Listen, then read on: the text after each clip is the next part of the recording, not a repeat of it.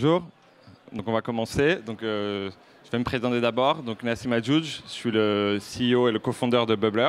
Donc c'est une plateforme de bureaux virtuels. À côté de moi, Frédéric Bussière, c'est notre CTO et le co-founder. Donc voilà, notre conférence elle est broadcastée sur notre plateforme Bubbler. D'habitude, elle est dans nos bureaux parce qu'on a une salle de conférence, mais on l'a faite voilà, dans un modèle virtuel du même endroit ici. Donc c'était un peu plus sympa pour l'expérience. Voilà, on voulait juste vous montrer, voilà, et on a quelques utilisateurs de notre communauté Bubbler qui suivent la conférence en hybride. Donc le but du workshop ici, c'est de discuter un peu des bureaux dans le métaverse, un peu du futur du work. Donc ce qu'on va faire, c'est qu'on va un peu expliquer notre vision, hein, ce qu'on pense du futur du work. Et ensuite, on discutera un peu de la plateforme Bubbler.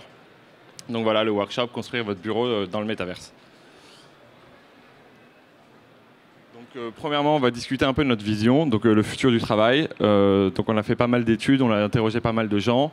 Mon background, c'est que j'ai fait de l'intérieur design les 8 dernières années pour faire des bureaux. Donc à Hong Kong, à New York et à Paris aussi. Donc on a une vision assez large du futur du work. Donc ce qu'on voit en termes de tendance qui est en train de se passer suite au Covid, c'est que le travail devient de plus en plus hybride et décentralisé. Donc hybride, c'est un mix des bureaux virtuels et des bureaux physiques. Donc le travail se passe de plus en plus de manière virtuelle et de manière physique. Et la décentralisation, en fait, la workforce, la masse salariée est de plus en plus répartie sur la planète géographiquement. Donc ça peut être uniquement en France ou dans le monde. Donc ça lance pas mal de challenges. Et donc on va expliquer un petit peu voilà, comment on en est arrivé à cette vision du futur du travail et quels sont les challenges et quelles sont les solutions un peu pour répondre à ces challenges. Donc voilà, vous n'hésitez pas, si vous avez des questions, vous m'interrompez. On va essayer de tenir ça en 20 minutes et d'avoir 5 minutes de questions-réponses à la fin de la présentation. Donc voilà. Donc commençons. Donc pourquoi le travail est devenu hybride et décentralisé? Premièrement, parce que c'est une volonté des employés.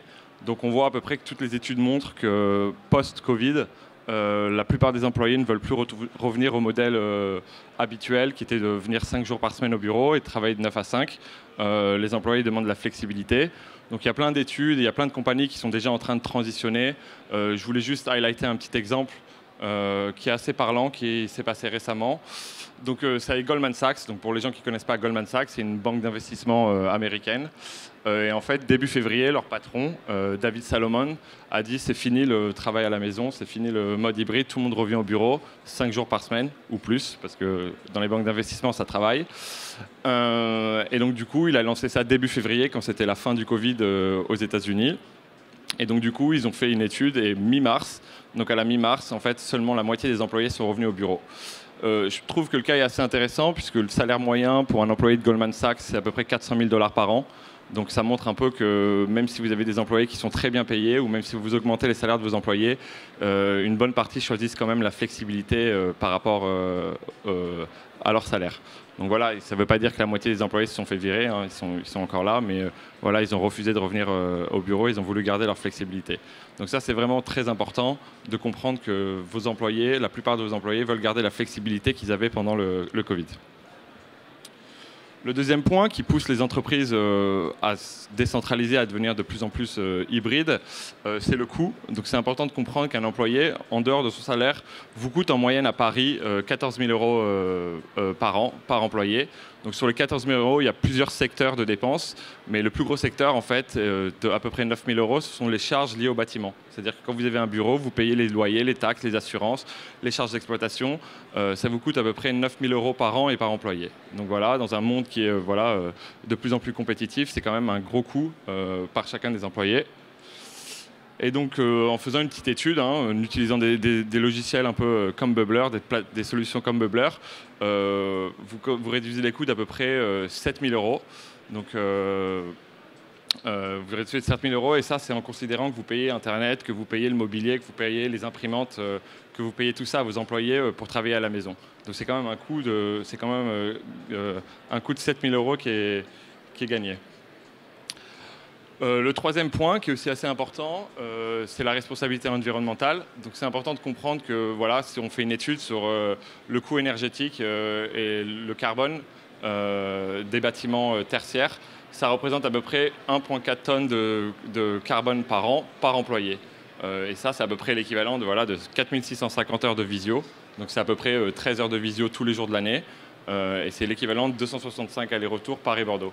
Donc si vous avez des employés qui ne vont plus au bureau, en tout cas si vous n'avez plus de bureau, il y a un gros impact environnemental. Et bon, on sait tous que voilà, le réchauffement climatique, c'est vraiment un problème sociétal, c'est le problème de notre génération. Donc voilà, il y a aussi un gain très important de ne pas forcer tous vos employés à venir au bureau et avoir de grands bureaux qui sont pour la plupart du temps vides.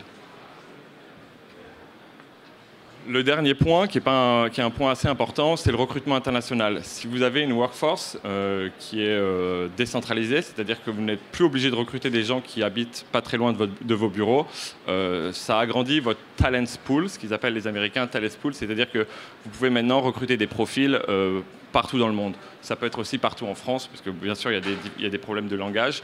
Mais voilà, en Afrique du Nord, par exemple, beaucoup de personnes parlent français aussi. Et donc, ça vous permet de construire des organisations qui ne dépendent pas d'une location physique et dont les employés ne dépendent pas d'une location physique. Sachant que la plupart des bureaux sont des grosses entreprises, soit à New York, soit à San Francisco. Le coût de la vie est très élevé. Donc, ça vous permet aussi de payer les employés moins cher, puisque eux-mêmes ont des coûts beaucoup moins élevés. Donc un bon exemple, un peu pour montrer cette transition qui est en train de se passer, je prends une compagnie que nous, on utilise aussi chez Bubbler avec nos employés qui s'appelle Deal. En fait, Deal, ce qu'ils font, c'est de la compliance. Donc ils vous aident en fait à recruter des profils partout dans le monde et ils s'occupent de tout ce qui est contrat, ils s'occupent de tout ce qui est paiement. Et donc ça a été fondé en 2019, juste avant le Covid. Ils sont déjà à 4500 clients, ils sont passés de 4 à 700 employés et ils sont déjà valués à 5 milliards. Donc en fait, c'est important de comprendre que si vous ne le faites pas déjà, beaucoup d'entreprises sont déjà passées dans ce mode de travail et commencent à recruter des profils plus ou moins partout dans le monde. Et c'est le cas de Bubbler. On a 7 employés, on en a 5 qui ne sont pas en France et qu'on emploie avec la plateforme Deal. Donc, tout ça, c'est des avantages qui sont assez considérables, qui vont permettre à votre entreprise de passer dans la nouvelle façon de travailler. Mais bon, il y a quand même pas mal de challenges. Et donc, le main challenge, ça va être la gestion des salariés. En fait, comment vous allez gérer une workforce qui est décentralisée, avec des personnes que vous ne voyez pas tous les jours, avec des personnes qui ne voient pas leurs collègues tous les jours, qui travaillent chez eux, qui sont, disons, physiquement un peu plus isolés par rapport au modèle standard qui est de venir au bureau et de voir ses collègues.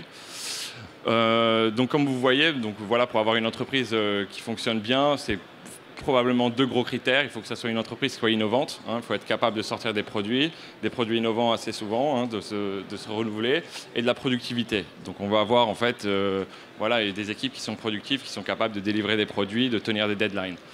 Et ça, en fait, c'est un peu séparé pour la gestion des workforce en 2 parties. La première, c'est vraiment ce qu'on appelle communication asynchrone et collaboration. Donc la communication asynchrone, c'est Slack, c'est Salesforce, c'est des emails. C'est-à-dire que vous envoyez un message et vous attendez que la personne vous réponde. Donc c'est pas en live, vous n'êtes pas en train de parler avec quelqu'un. Et donc du coup, il y a beaucoup d'outils qui ont été déjà élaborés pour ce genre de problème. Ça a été avec la première vague d'Internet, Web 2. Avec toute la digitalisation des process, des logiciels comme Trello, comme Airtable, qui vous permettent de travailler sur des gros projets avec un grand nombre de personnes. Le deuxième point, c'est comment créer une culture d'entreprise, comment avoir de l'engagement, comment être capable de recruter des personnes. Et ça, votre bureau physique, c'était le vecteur principal de cette culture d'entreprise. Ça vous permettait de brander votre office, vraiment de partager la culture d'entreprise et de créer une culture d'entreprise avec tous vos collaborateurs. C'est pour ça que quand vous recrutiez quelqu'un, il vient dans vos bureaux. Quand vous venez dans vos bureaux, vous faisiez de la communication interne. Il y avait vos logos, vous discutiez de vos projets. Et ça, dans une solution qui est décentralisée, dans une gestion d'une workforce décentralisée, c'est beaucoup plus compliqué, puisque vous n'avez plus un simple bureau où tout le monde peut venir, mais chacun est plus ou moins chez soi, ou il peut être dans des coworking space, mais c'est plus compliqué de transmettre cette culture d'entreprise. Et c'est là plus ou moins que des solutions de bureaux virtuels et des solutions comme Bubbler interviennent pour aider les compagnies à augmenter l'engagement des collaborateurs qui descend avec le temps s'ils ne voient pas leur manager, et à créer vraiment une culture d'entreprise qui vous permettra aussi d'attirer des talents Donc là on va vraiment parler, on va vraiment rentrer dans le vif du sujet. Donc le futur du bureau, métaverse et engagement. Donc la question. c'est d'expliquer voilà, quel est l'intérêt. Donc, la métaverse, voilà, c'est un environnement 3D virtuel. Bon, il y a plein de définitions de la métaverse, mais on va le prendre comme ça, en tout cas microverse pour nous. Et en fait, de passer d'une interface 2D à une interface 3D, en fait, ça va augmenter l'engagement, puisqu'en fait, l'immersion et la collaboration spatiale a des impacts directs sur l'engagement de vos collaborateurs. Et donc, après des études, nous, on existe depuis 1 an, donc on a voilà, pas mal d'utilisateurs, vous allez voir plus tard, environ 6000 par mois maintenant. On s'est rendu compte en fait, voilà, que des plateformes qui augmentent l'engagement, ça réduit le nombre de meetings, puisqu'on a tous passé des heures et des heures en Zoom meeting, en ayant des Zooms qui s'enchaînent, et en fait, au bout d'un moment, on décroche, on a ce qu'on appelle la Zoom fatigue, et donc du coup, on n'était plus capable d'être vraiment productif dans les meetings, et quand une personne n'est pas productive dans les meetings, voilà, toutes les personnes qui sont dans le même meeting deviennent de moins en moins productives, et donc on enchaîne des Zoom meetings, et voilà, on a de plus en plus de meetings et de moins en moins de résultats. Donc un des points de la métaverse, par l'immersion et la collaboration spatiale, permettent voilà, de réduire le nombre de meetings et d'avoir des équipes de plus en plus engagées. Donc on va discuter un peu des premières plateformes qui ont été créées durant le Covid. Donc c'est pas Bubbler pour le moment, mais ce sont des logiciels qu'on a utilisés nous-mêmes hein, quand on a créé l'entreprise avant de pouvoir créer notre produit. Et ce qui s'est été fait, je pense qu'une partie d'entre vous ont déjà connu ce genre de solution. Donc à droite, bon, il y a beaucoup de compagnies. Nous, ce qu'on vous conseille, en tout cas, si vous aimez ce genre de plateforme, c'est une plateforme française qui s'appelle Work Adventure. Et en fait, qui permet de créer des bureaux en 2D. Donc c'est vraiment de la métaverse, du métaverse, excusez-moi, mais vraiment en 2D. Et ça vous permet voilà, de vous déplacer dans un environnement de travail, de rencontrer vos collègues, d'avoir des discussions un peu impromptues. Et donc c'est assez simple à mettre en place et c'est pas très très cher, donc c'est assez intéressant comme solution. Et voilà, il y a d'autres solutions, par exemple comme GeekWire, qui ont proposé voilà, des environnements un peu plus immersifs, mais voilà, c'était encore pas très customisable. Et donc du coup, ça vous permettait voilà, de discuter avec vos collègues ou de voir en tout cas si vos collègues ils sont en train de travailler ou pas. Donc pour nous, en tout cas, dans notre vision et de ce qu'on fait avec Bubbler, le but de créer un bureau dans le métavers, c'est vraiment pas de contrôler vos employés, puisque en fait, si vous voulez travailler avec une compagnie qui est décentralisée, je veux dire, le but, c'est vraiment de faire confiance aux différents collaborateurs. Si vous n'arrivez pas à construire la confiance, ça va être compliqué. C'est pas des outils comme les nôtres qui vont permettre de traquer vraiment vos employés. De plus, les employés cherchent de la flexibilité, donc en fait, ils ne veulent pas être traqués par leur manager 24 heures sur 24 à chaque fois qu'ils sont au bureau. Donc, on va parler un peu pour nous en tout cas, des conditions requises pour construire votre bureau dans le métaverse. La vraie condition, ce qui est la plus importante pour nous, c'est l'accessibilité. Donc en fait, comme c'est un bureau, il faut que tous vos employés soient capables d'accéder à votre bureau virtuel. Et donc l'accessibilité, ça veut dire en fait que votre technologie doit être agnostique, c'est-à-dire que vous ne devez pas dépendre juste d'un moyen ou d'une technologie ou d'un hardware pour se connecter. Excusez-moi, c'est ça que je vais montrer. Et donc du coup, par exemple, une plateforme comme Bubbler, mais la plupart des plateformes est joignable donc directement à partir d'un web browser. Donc sur n'importe quel ordinateur, vous pouvez vous connecter directement en rentrant votre session, vous connecter directement à votre bureau virtuel. Et ça, à travers plein de différents hardware, donc un ordinateur, un téléphone portable, un iPad ou même un casque VR, qui vous aide à vous connecter directement dans votre environnement. Ce qui est important aussi de comprendre, c'est que voilà, toutes les personnes n'auront pas le même Wi-Fi ou n'auront pas le même ordinateur que vous avez. Donc certaines personnes ne travaillent pas à Paris, ils n'auront pas le Wi-Fi de Paris ou ils n'auront pas un ordinateur très puissant avec une carte graphique. Donc il faut que votre plateforme, que votre bureau, en tout cas la plateforme que vous utilisiez, soit capable voilà, d'accepter tout le monde, quel que soit son Wi-Fi, quel que soit son ordinateur. La deuxième condition qui est très importante, et à mon avis c'est attaché vraiment au métaverse, c'est la personnalisation des environnements. Donc si vous êtes si vous construisez un bureau et vous voulez vraiment refléter la culture de votre entreprise, ou si vous voulez vraiment construire un bureau pour votre entreprise, il a besoin d'être customisable ou personnalisable, c'est-à-dire que vous voulez mettre vraiment de la communication interne, vous voulez être capable de mettre votre logo, et dans un cas même plus poussé, vous voulez directement construire un environnement 3D qui reflète l'image de votre entreprise et vos valeurs, puisque c'est ça en fait le but d'avoir un bureau virtuel, c'est vraiment d'être capable de transmettre vos valeurs à vos collaborateurs premièrement, mais ensuite à vos clients, quand vous invitez des clients dans vos bureaux. C'est à peu près le même principe que vous avez quand vous avez un bureau physique dans lequel vous invitez vos clients, et quand vos clients viennent, ils comprennent directement qu'ils sont dans vos bureaux et quel est votre cœur de métier. Donc, pour discuter un peu plus de Bubbler, ce qu'on a décidé de faire, et à mon avis qui est un peu plus intéressant, ça serait de prendre directement un case study. Donc, on va parler d'un de nos clients. Donc ça, c'est un de nos clients vraiment early stage, quand on a vraiment commencé à développer la plateforme. Donc la compagnie s'appelle All Right Entertainment. Donc c'est une compagnie de production et de diffusion de films. Et donc ils sont venus nous voir, je pense que c'était en juin 2021, un peu avant peut-être.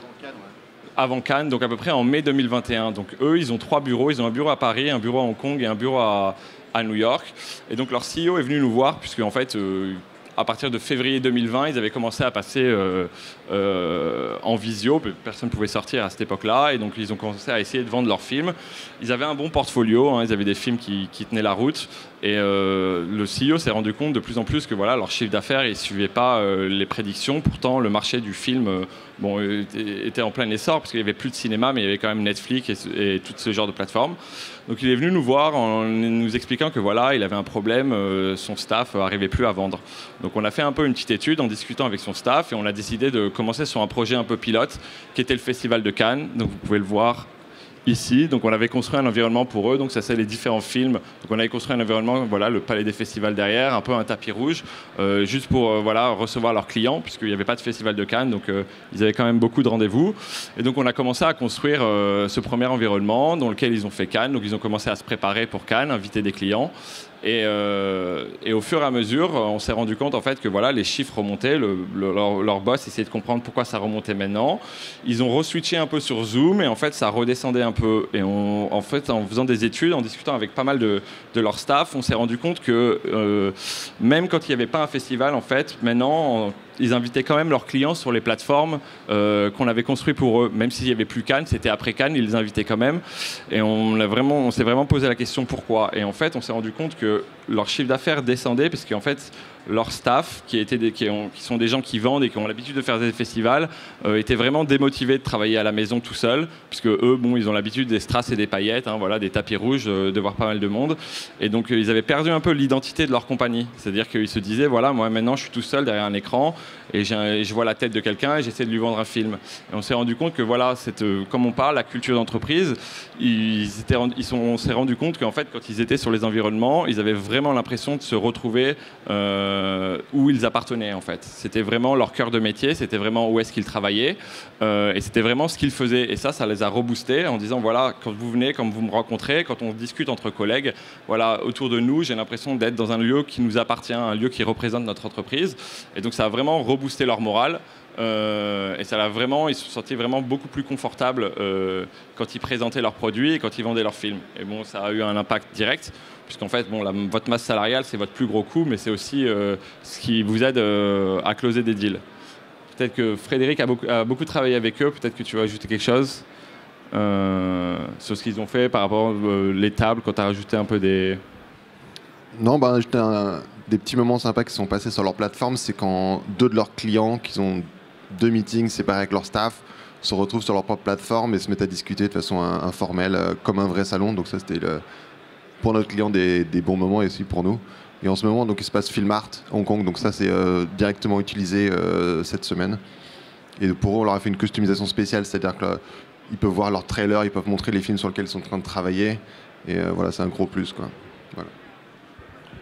Donc voilà, ça c'était un case study, donc ça a vraiment boosté l'engagement de leurs propres collaborateurs, et ça a aussi boosté l'engagement en tout cas des personnes qui faisaient des meetings. Ça changeait de juste se voir sur FaceTime ou de se voir sur Zoom.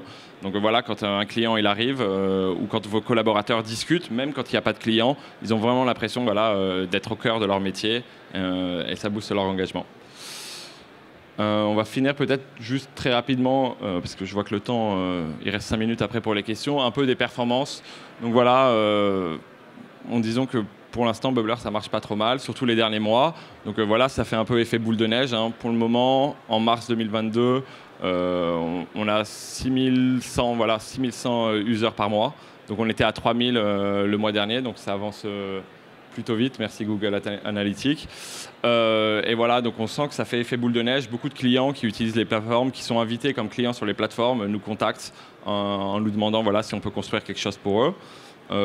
Juste pour finir peut-être, un peu un medley des différents offices et des différentes choses qu'on a fait. C'est important de comprendre que voilà, même si on fait des bureaux virtuels, et c'est un peu l'avantage du virtuel, je dirais, par rapport au physique, c'est qu'il n'y a pas de limitation. Donc vous n'êtes pas, nous, notre environnement ressemble à un bureau parce que c'est notre image, on vend des bureaux et on est un peu une compagnie de tech. Donc voilà, on est dans un bureau, mais on a pas mal de clients qui nous ont demandé des environnements qui sont complètement différents. Par exemple, voilà, si vous avez une galerie et vous voulez faire vos meetings dans une galerie, parce que vous êtes une galerie d'art, vous pouvez avoir une galerie d'art. On avait un de nos clients qui faisait une exposition qui avait quelques tableaux de Dali, quelques tableaux de Dali dans leur galerie, et ils voulaient faire un petit event. Et au lieu de faire directement l'event dans une galerie ou dans leur galerie, dans un duplicata de leur galerie, ils ont décidé de construire un événement, un environnement, excusez-moi, autour de l'environnement de Dali. Et donc du coup, à chaque fois qu'ils invitaient des clients ou que leurs collaborateurs discutaient dans la galerie, c'était vraiment en immersion dans l'exposition, dans le monde qu'ils décidaient de vendre. Donc voilà, il y a plein de différents environnements, de différents bureaux. Et voilà, juste pour finir, nous, on a un petit stand derrière en SP2. Donc si vous avez d'autres questions après la conférence, si vous voulez plus d'informations, ou si vous voulez rentrer essayer le bubbler, n'hésitez pas à venir nous voir. En gros, ce qui se passe, c'est que nous, on a un forfait, c'est-à-dire que c'est 3 mois gratuits pour essayer, pour mettre en place un peu, pour faire des tests, parce que ça ne fit pas à tout le monde non plus, hein, et les stratégies de travail sont différentes pour les gens. Mais en tout cas, on a un programme de 3 mois gratuits, et si ça marche, ensuite, vous pouvez avancer sur la solution principale. Donc voilà, si vous avez des questions, il reste 3 minutes et 33 secondes. Merci en tout cas d'être venus, si nombreux le matin, le jeudi matin. Merci.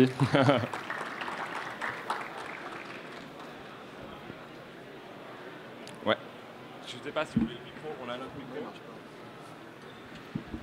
Le micro, vous voulez parler fort? Vous pouvez vous passer le micro?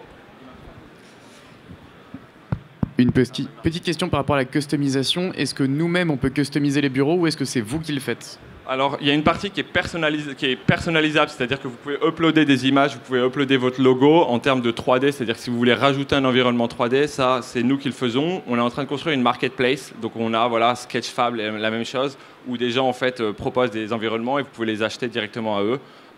Juste pour information, voilà, cet environnement, on l'a acheté sur Sketchfab, c'était 80 €. Voilà, on a rajouté une stage. Mais vous pouvez uniquement mettre des tableaux et mettre votre logo pour le moment. Donc très simple. Donc l'environnement de base aussi, si c'est justement typiquement, est-ce que c'est bureau ou plus un monde d'ailleurs? Nous, de base, on a, 6 ou 7 environnements. Donc on a des environnements de bureau, on a une galerie. Tous les environnements, en gros, qu'on a dessinés, qu'on a réalisés pour les personnes, on les a mis en open source. À part si la personne vraiment l'a payé et ne voulait pas qu'elle soit en open source. Merci. Je crois qu'il y a une question derrière vous. Oui, je me demandais, votre solution, elle est accessible par navigateur ou c'est une application à télécharger? Non, par navigateur. Donc directement Google Chrome, Safari. On est en train de travailler sur une petite application en fait pour avoir les notifications, pour que ça soit un peu plus simple à rejoindre. Mais pour le moment, ouais, navigateur. Donc ça c'était un des buts au départ, c'était un de nos requirements. On voulait que ça soit vraiment accessible. Pour des technologies un peu avancées comme ça, les gens ils veulent pas télécharger trop de choses. Donc c'était le plus simple pour nous. Merci. Je vous en prie.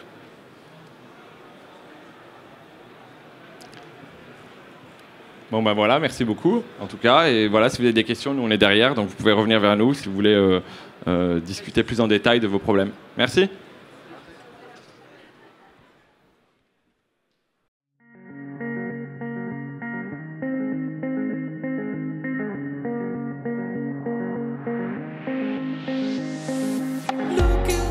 I'm staring at my shadow.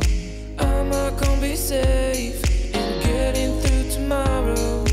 When I throw me down, you can lead me to the side. Choose to